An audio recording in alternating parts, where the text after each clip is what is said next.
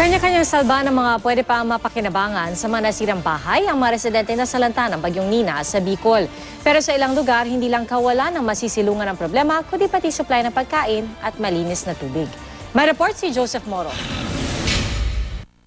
Ganito ngayon ang sitwasyon sa Pulangi sa Albay. Wala ng palayan, wala na ring kalsada. Ang meron lamang putik at baha. Ito ang iniwan ng Bagyong Nina matapos ang ilang oras sa pananalasa sa lugar. Sa lakas ng hangin at ulan, misulang alambre lamang na nabali ang toring ito. Paano pa kaya ang mga bahay na karamihan ay gawa lamang sa kahoy? May relief operations naman ng LGU at DSWD. Ang kaso, kulang na kulang daw ang ayudang ipinamimigay sa mga nasalanta. Kailangan po namin ng mga pagkain kasi even po dyan sa market, sarado pa po yung ibang mga tindahan. Talagang flooded po kasi ang market. Halos wala na rin nakatayong bahay sa bahaging ito ng Verac Catanduanes. Kanya-kanyang pulot ng kahoy o yero ang mga residenteng nagbabaka sakaling may mapakinabangan pa. Sa litratong kuha ng Office of Civil Defense, makikita ang pinsalang iniwan ng bagyo. Maraming puno ang pinadapa ng hangin. Pagdating sa Camarines Sur, wala ng bubong ang ilang bahay. Pati mga malalaking establishmento walang panama sa lakas ng naranasang hangin. Sa Camsur Water Sports Complex, para mga laro ang winasiwa sa mga cottage. Kwento ng mga residente sa bayan ng Pili, hindi raw nila alam kung saan sisilong nang tumama ang bagyo. Sina Aling Susana tumakbo sa katabing bahay pero kahit yun, wasak na. Anong nasa isip niyo? Wala po, hindi po ako makikibo kay nandyan kami ng anak ko.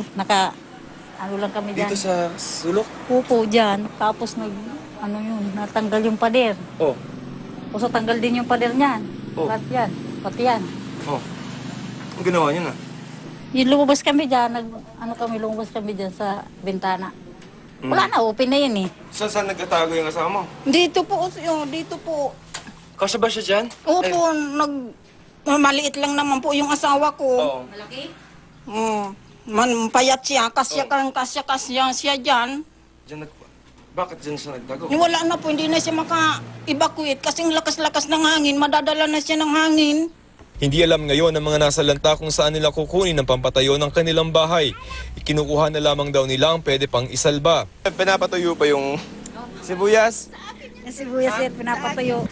Nilalagay po sa ulam. Pinapatuyo mo ba? Nabasa ng bagyo? Opo, sayang mo kung hindi matuyo, masisira, mabubulok. Dagdag na problema naman ng mga taga-Ligaw City, Albay ang kawalan ng tubig na maiinom. Posibleng abutin pa raw ng 1 linggo bago maibalik ang linya ng tubig sa syudad. Nagsasagawa ng water rationing ang city government gamit ang tubig na iniigib nila sa katabing bayan pa. Sa Pili naman, 1 buwan pa raw aabutin bago maibalik ang linya ng kuryente. Nagtungo naman sa Camarines Sur si Pangulong Rodrigo Duterte, pero ipinaubaya niya sa lokal na pamahalaan ang personal na pamamigay ng relief goods. May seremonya kasi dyan, ceremonial gift giving. You know, I am not really up to it. Ayaw ko yung may mga television, magpadrama ako na magbigay-bigay.